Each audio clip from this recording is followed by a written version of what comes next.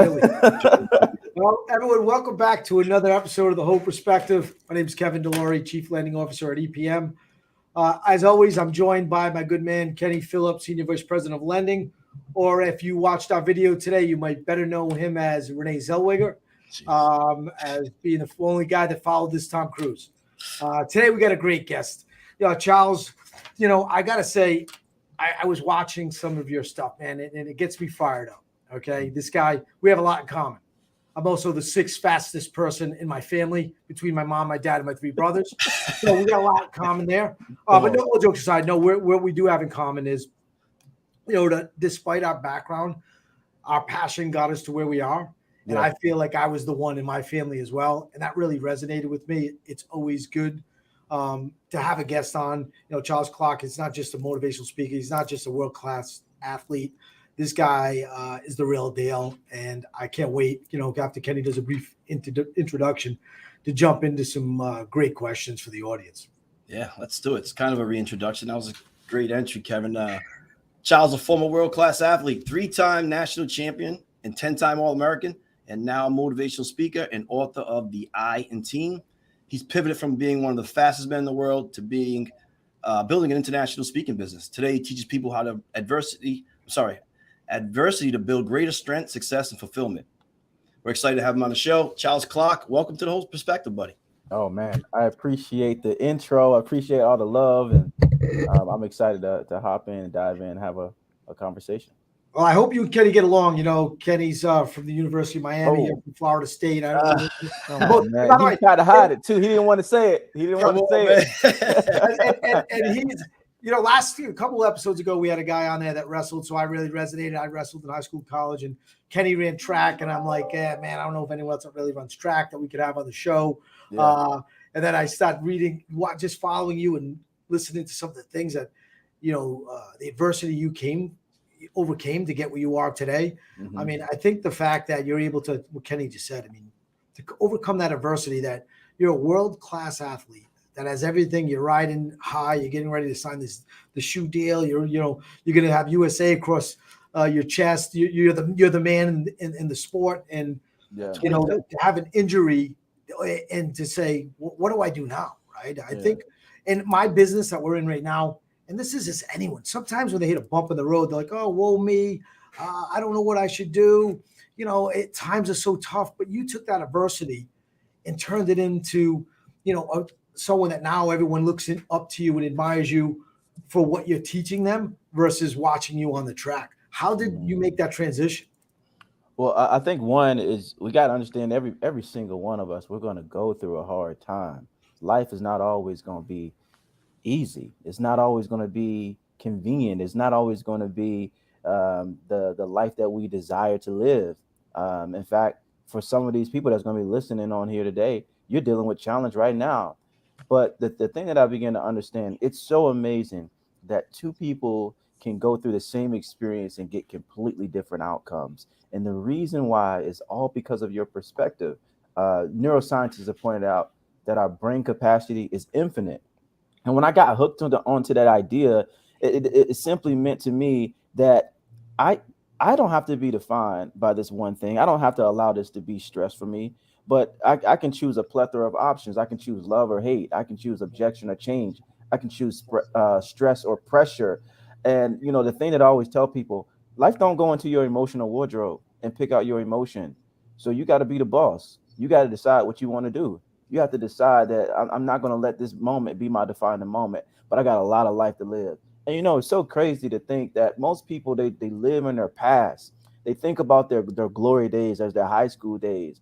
But don't you know that you are still alive right now? Don't you know that was 10, 20 years ago, and your best is ahead of you, not behind you? And when we begin to believe that mindset, you believe all things are working for you. You believe this sense of empowerment that I can, that I will, and I take ownership for my life. And that was the thing that I had to do. Kenny, you said something that was awesome, Charles. I was reading. It said, adversity isn't about coming up with excuses. It's about being resilient so we can thrive. And I also heard someone say to me, adversity is just a speed bump. It's not a brick wall. Yeah. And growing up, when you said, I'm the one, I had three older brothers, two have since passed. I have one older brother and, now left. And I could have just, that adversity of growing up, single parent, struggling, doing all of these things could have said, here's the ceiling for me. I don't go any higher than this. But I'm like, something, I'm better than this. And you have to have that mindset of having the vision. And it doesn't have to be that long-term vision 20 years out. It's one step at a time, one brick by brick, and just go out and get it. So when you handle that adversity of just how do you stay on track? I think a lot of people, they take the first step. All right, I'm moving in the right direction. They get in their own head. Then the race is over for them. They never even cross the finish line. And I think you said something else, or maybe I read this. It doesn't matter, it doesn't matter how long it takes you to get to the finish line as long as you get there. Right. Being the sixth fastest guy in the world at one point, you were getting there pretty quick. For some others, as long as you put that one foot in front of the other and deal with that adversity, how do you deal with adversity now? When it comes in front of you. Well, I think for one, we have to make a decision before we start doing what we're called to do in this world. We got to make a decision before we start to take that first step forward, because here's the thing that's going to happen. Every single one of us knows this. The adversity comes into the equation, and what we tend to do in that situation is like we complain, we cry. And what, I was at a conference yesterday, and this one guy had said, when I stumble one time, it makes me want to fall down the stairs. No, that's not the intention for the adversity. You got to build your success plan.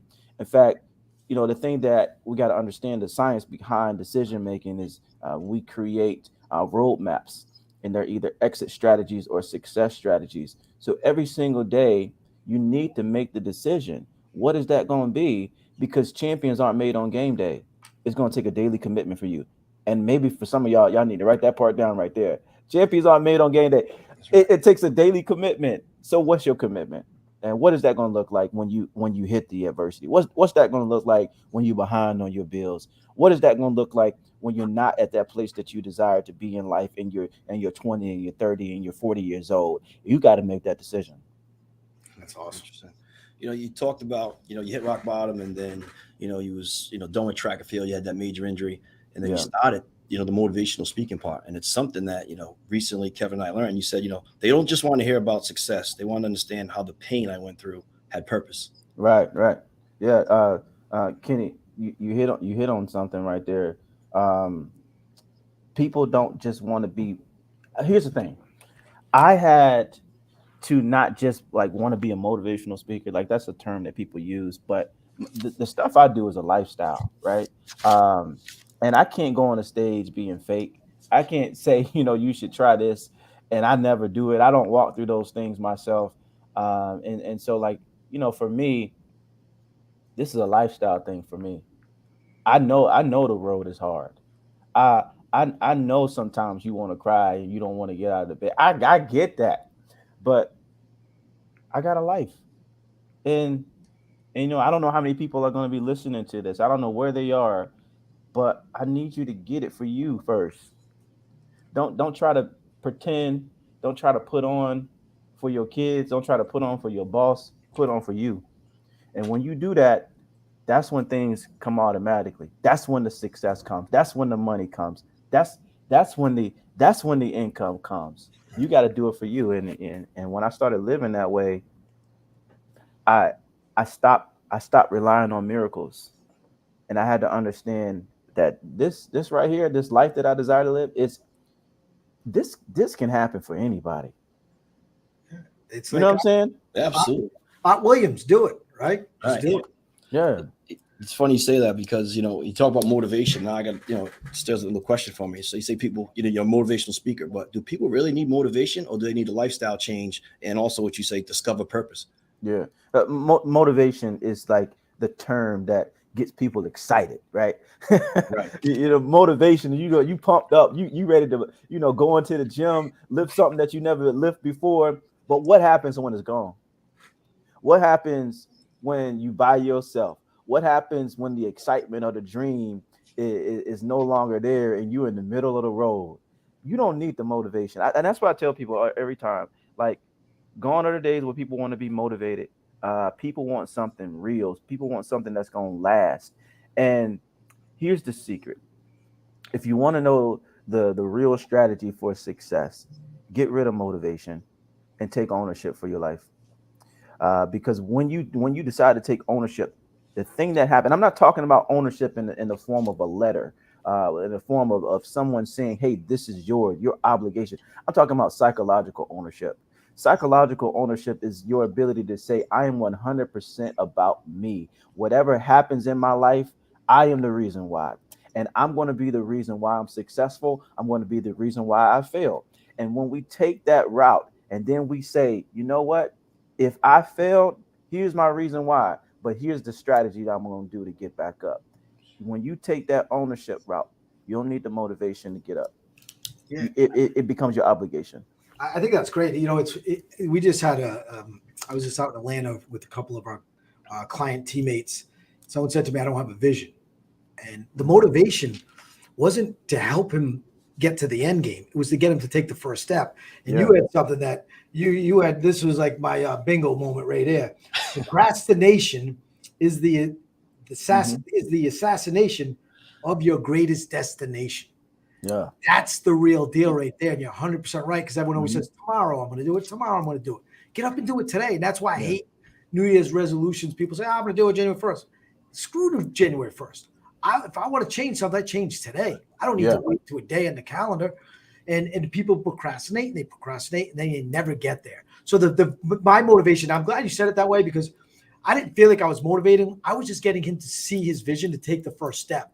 Now it's up to him not to procrastinate, to keep moving forward. The minute you stop and stand stagnant, you just lost all that momentum you had behind you. Ride that momentum and just do it. Just keep going. You know what's crazy is life is not guaranteed tomorrow. In fact, here's something that's really staggering. 3.85 people die every second. 231 people die every minute. 13,860 people die every hour. So who gives you the permission to say tomorrow? Who gives you the permission to say I'll put it off? I'll wait. It's not that important. No, because life ain't guaranteed for nobody. Not even you, Kevin. Not even me. And the power of that is that it encourages you to be where your feet are. It encourages you to say, I got to make the most of this very moment. I can't wait on tomorrow to be happy. I can't wait on the promises of 10 years. I can't rely on my past to decide what I'm going to do next. But when you say right now is the most important thing I got, I guarantee you'll live differently. I guarantee that there will be this sense of urgency that I can't wait because I don't know what's going to go on in the next couple of minutes. I just got this very breath that I have right now. So I'm always encouraged to just be in the moment. I want to slow down. When I'm with you guys, I'm with you. I don't have my emails up. I'm not looking at my text messages. I'm not worried about what I'm going to eat for lunch. But I just want to be where I want to be in the room. And maybe for some of y'all who's listening, and maybe for us, for every single one of us to practice this intentionally, just be in the room, just be in that breath that you have right now, and explore what that can unleash for you. That's what I would say. That's awesome. Just to add to that, it's something happened to me the other day. Don't wait to do something because you heard. So I have this test I have to go through, and I heard someone else, a good friend of mine expressed to me that someone in their family is sick, and I'm like, shit, man, I've been pushing this off. I got to go do this. Don't Mhm. wait for that moment. Go do it. If someone says do it, you can do it tomorrow. Why not just do it tomorrow? And I was guilty of that in that moment. And you just said that, it put me back to that moment. Why did I have to wait to hear that to follow through on something I should have already done? Why shouldn't I have already had that test taken and have the results back? Instead, now, I had to hear it from a friend, something they're going through. Oh shit, I better do it. Yeah. Why do you need to wait to that moment? Do it now. So that you're spot on, man. That just hit me with like a ton of bricks. Thinking of that moment. Yeah. So in your experience, since you've been, motivational speaker and inspiration and then an author, you said like you're an expert now in things that have people stuck. What do those things look like? What are the most common items that people get stuck on that they can't get to that next level? I say the biggest thing that gets people stuck is the first step, right? We worry so much about perfecting it, and in that perfection, it's ironic that you don't perfect something because you're waiting on it, and so you're not only imperfect, but you're not even starting, right? So I would say like that's one of the biggest things. They are stuck at the starting line and not starting. And another thing, they get stuck in the middle, right? The very reason why we go through something is because there's something better on the other side. And if we stop in the middle, life won't get us to where we want to go. Right. We have to learn to be resilient in that part. The middle is crucial. The middle is the part where the breakthrough happens. But if we don't see the middle as that, we throw in the towel. We surrender. We get back into our comfort zone. And here's another thing that gets people stuck is the fear. The fear, and typically what we see, and a lot of the people in executives, CEOs, athletes that we work with, is that they view fear as anxiety. And everyone knows what happens when anxiety comes in. It feels like you're going to throw up. It feels like it's overwhelming. It feels like you're not enough. It tells you, I know you said you're going to do it, but don't worry about it. Nobody's counting on you. It's not that serious. Anxiety feels paralyzing. It's all of these things that disrupt our sake of happiness, right? And then, but there's the other side that I want people to understand is that if you can change the way you think about fear and simply doing this one thing. When fear comes in, and this is the connection between all of these things that I was just saying, that you don't start because of the anxiety. You don't finish because of the middle and it feels overwhelming, the anxiety. And so the part that I want people to begin to navigate through that situation is view the fear as excitement. So when life gives you the pressure, when life throws you the chaos, just understand this. Your best version is on the other side of what you're afraid of. And that's exciting. That's like getting on a roller coaster and knowing you're gonna be safe at the end. And I'm gonna go through all these emotions, but I'm gonna be all right at the end of the day. Oh, This is the next step in your confidence building ritual. Yeah. A steady diet of effective Oh. affirmation. I listen to my my audiobooks 2 times the speed too. Man, I was like 2.4. I don't know what he's going on. He's the sixth fastest reader in the country. No. I guess I can listen to. You know what's great about I love the title of the book, the I in team, right? So when I was younger, I was crazy, believe it or not, and I'm really tame now. But I used to tell people, look, but there's an I in win, so I need to be involved in it. And you come from a sport where you're part of a team, right? Yeah. You were Seminole, right? You get your national Go championship Noles. ring. Yeah, right, exactly. Much better than the Hurricanes. So anyway, you were part of that team, but it took a team to coach you. But you were the only guy out there. You determined if you won or lost. Yeah, the coaches helped you with that. But when it came game day, when it came race day, there's only one guy on a 200 meter. It's you against these other guys that you're racing against. And I love the way that you spun this around and saying, you've been told there's no I in team, but this mantra does. Instead is, and this one stood out to me, isolates leaders and disconnects team members from taking ownership and keeps us stuck and unable to follow through with decisions rapidly. And I just had this conversation the other day. Sometimes in business, you want to be a democracy and you want to take input from everyone to make a decision. But other times there's one guy that needs to make the decision, and that's the I. And that I needs to make that decision because everything rides or die on him. He's the coach. Right? There's only one coach on a team, really, the head coach. Yeah. And I think people get so stuck and you got to have teammates for. Yeah, sure. I'm in this trench. I'm in the trenches all day, shoulder to shoulder with all my teammates. I never say I'm the chief lending officer. I refer to everyone as my teammate.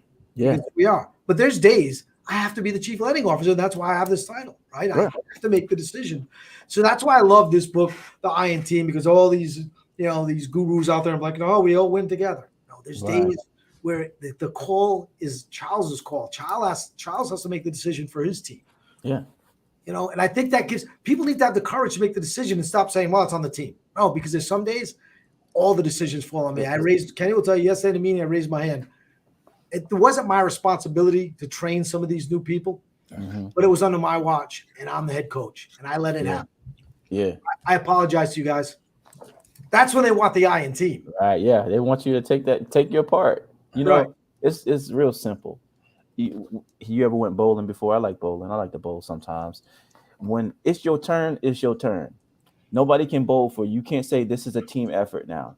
You're the one who got to face that lane, and that's your gutter ball. If you get that gutter ball, You gotta own it. that's your strike. If it's your strike, and it's your what's the turkey? The triple. I don't know the turkey. The turkey, yeah. You get 3 strikes in a row. You get 3 strikes in a row. That's yours.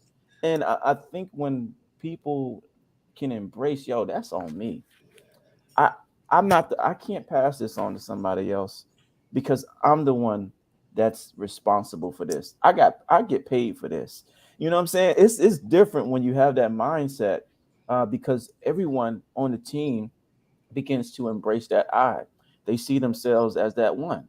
I'm the one. Right. I'm the one that can contribute to my team's success. In fact, I'm the one who's going to be that millionaire. I'm the one who's going to bring myself happiness. I'm not going to wait on somebody to do it for me. I can't afford that because I am responsible for me. When you become responsible for you, that's when everybody else can embrace that I too, because they don't have to look at you as like, oh, he's not doing a job. Oh, you're not stepping up. No, I got me. I got me. And when I got me, I got the team now, right, because I'm filling my spot. I'm doing what I need to do. And when you embrace that, that's big boy shoes right there. Absolutely. That's when it's almost like a medley. Right. The 4x400 or the 400, 800, 1600 medley. It's like, that's kind of how I approach business. I think that everyone has a specialty and you don't want to let them down. So it's like you said, when it's your turn to run, you're a specialist at that 800. I can't let Kevin down, who's behind me, who's going to run the mile. Well, I'd be behind you. There's no way I'm catching you. By the way, you must have noticed that bowling pin behind you, Kenny. You must know you were bowling. Not great bowler, but a bowler. Hey, we hone it. Have fun. Yeah. How important is planning and having success and journalizing and so planning is crucial. If you're working out a plan, you're planning to fail. The dream is nice, but the strategy is better. And I'm really big on plans. Me and my team, we design our quarterly plans. We know exactly what we're going to do every single day. We have success rates. They're daily measurable activities. And guess what? This takes the pressure off of like figuring out, are we going to reach the goal? Is this just an idea? Or is this a formula? That's the beauty behind having a plan. And I've just learned throughout being a professional athlete and even in the business world, the same techniques apply. And when we put the strategy together,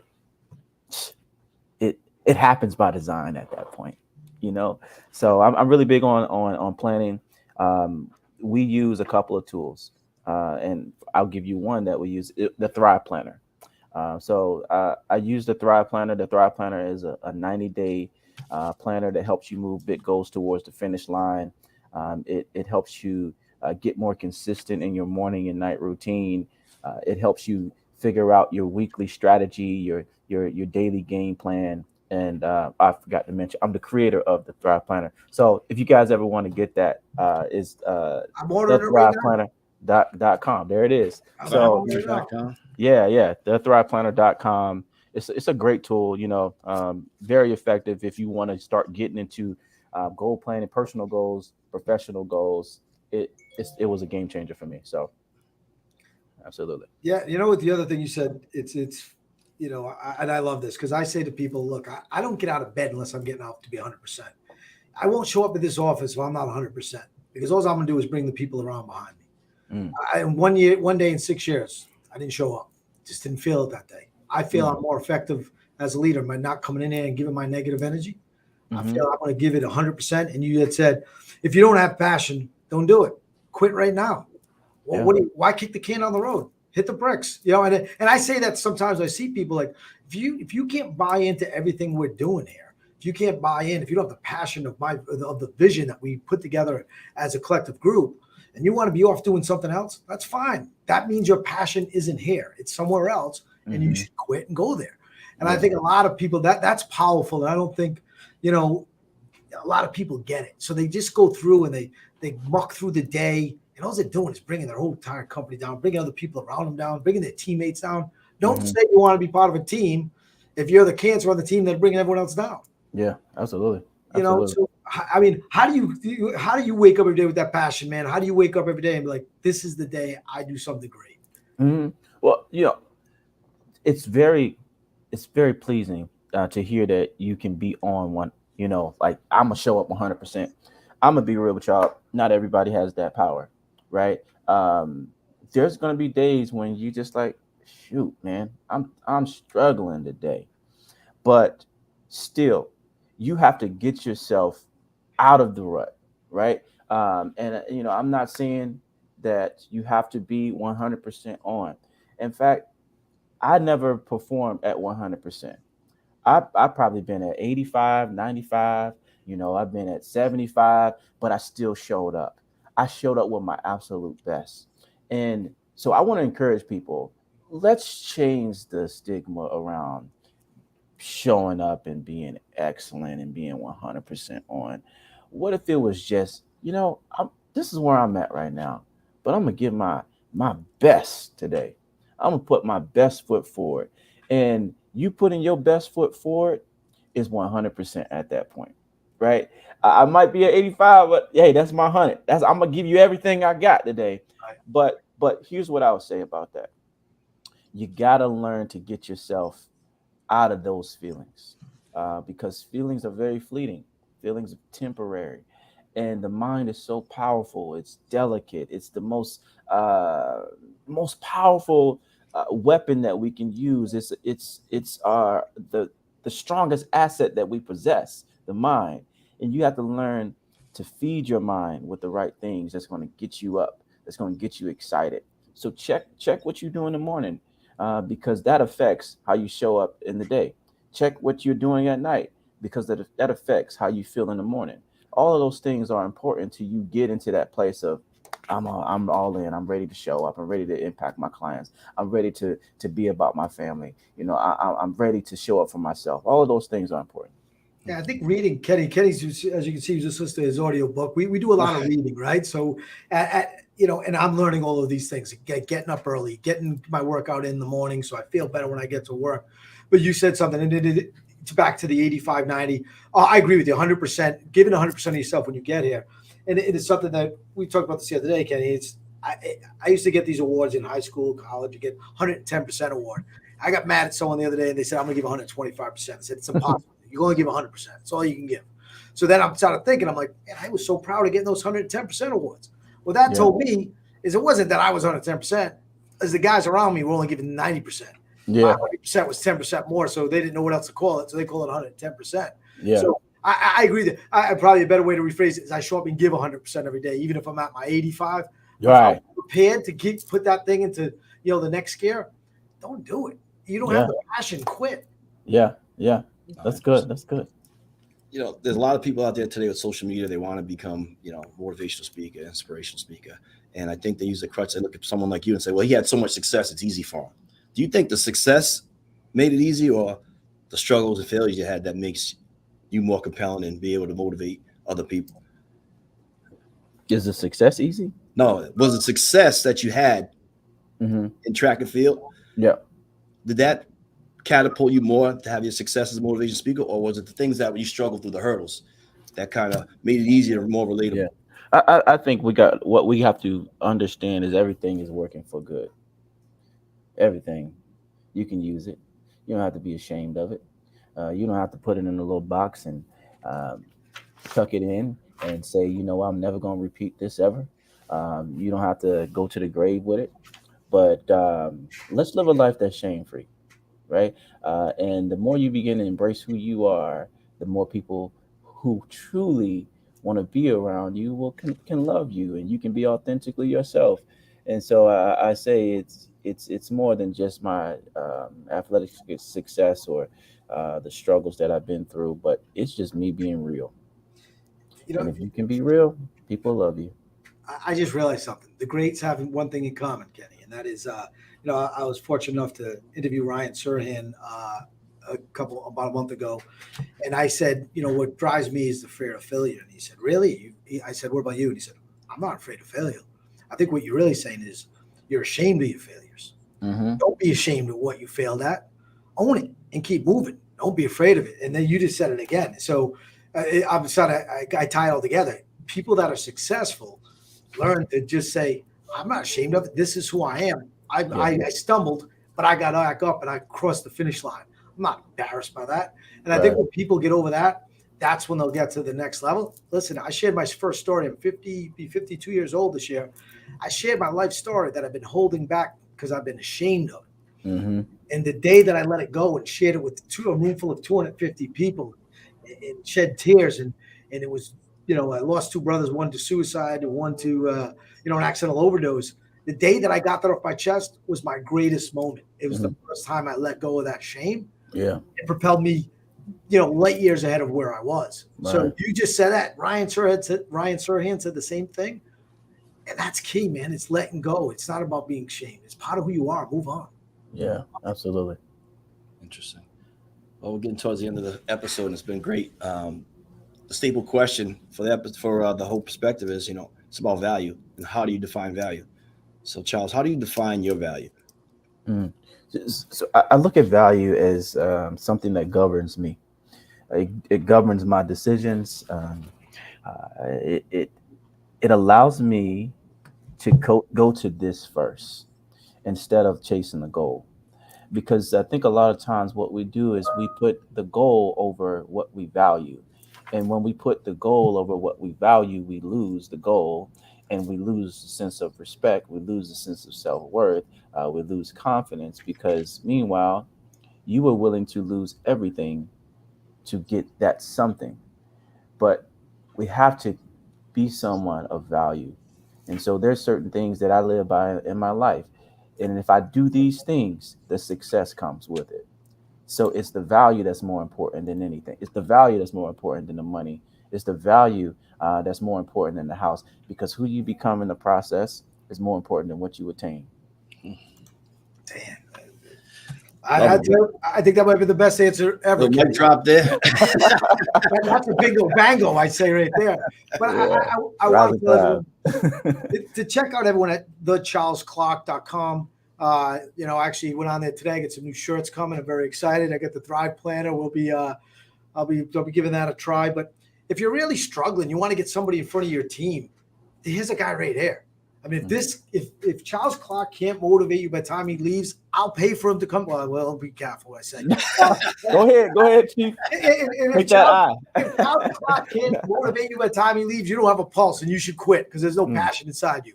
And you had said earlier, like it's not a motivational speaker. I'm just giving you the first step. When I talk to, you could always tell someone that's real. I could name off 5 people that have been on the show, and I could tell you that when I got off, I was ready to run through a wall for them, because they're just like me. They're just like Kenny. And it's just like I explained it one day to Bill Dallas. It's like if you smell an alpha dog and he sees another alpha dog, they know they're alpha dogs and they want to run together. Right. But you listen to what he said today, and I want to give some advice to some clients we just had out. If you guys really need help, you should be reaching out to Charles Clark, because what I gave you is not 1/10 of what he could give you. I gave you the first step. You need someone that every day is going to tell you to keep taking the next step. And it sounds like the Thrive Planner could be that for them. So I may go on there and order one for everyone that was actually at our last event, and send it out to them, just so they have something to hold themselves accountable. Yeah. Man, this was, I would tell everyone, check out Charles on LinkedIn. He's got some great posts, but if this guy doesn't motivate you, you don't have any passion, you should quit your job. You should quit everything. Don't quit everything. I don't want to give it something bad. Figure out what you love. Figure out what you love, because there's something out there for you. Yeah, man. Yeah, to go back and rewatch, honestly, really squeeze some of these golden nuggets you dropped on us. Yeah, I did order the book today. I will be Kenny. You can't get it on audiobook. You got to read this one yet. It's not on audiobook. Maybe you should do the reading for Charles, and you could do the audiobook for him. Yeah, the audiobook's coming, but also we just got our hardbacks in. So if you guys want some signed as well, I'll be more than happy to do that too. Oh, yeah, man, appreciate that. Yeah. Charles, we can't thank you enough for your time and taking time out of your day. I know you're busy, but like I said, anyone that needs some coaching, some motivation, that needs someone to come in their company and get their people fired up, you should reach out to this guy. Man, I'm ready. I was going to go to the golf course, but I'm actually now going to go out and do some more workout. Let's go. Hey, Kevin, Kenny, man, I love you guys. I appreciate you. It. Thank you so much. Thank you. All right, bye.